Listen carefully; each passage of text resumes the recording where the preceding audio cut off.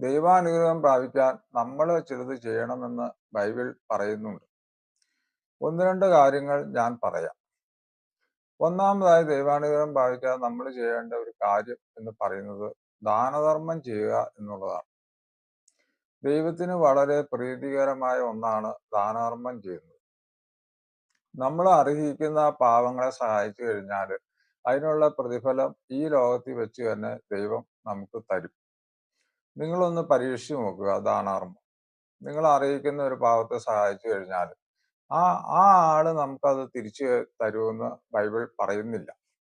പക്ഷെ അത് ദൈവം വേറെ ഏതെങ്കിലും വഴിക്കോടെ നമുക്കതിന്റെ ഇരട്ടിയായിട്ട് തിരിച്ചു തരും എന്ന് ഉറപ്പാണ്. ഞാനിത് എൻ്റെ ജീവിതത്തിൽ പ്രാവർത്തികമാക്കിയ അനുഭവമുള്ള ആളായതുകൊണ്ട് എനിക്ക് നിങ്ങളോട് വ്യക്തമായിട്ട് അത് പറയാൻ കഴിയും. അതുപോലെ ദൈവാനുഗ്രഹം പ്രാപിക്കാൻ അടുത്തതായി ഒരു വഴി എന്ന് പറയുന്നത്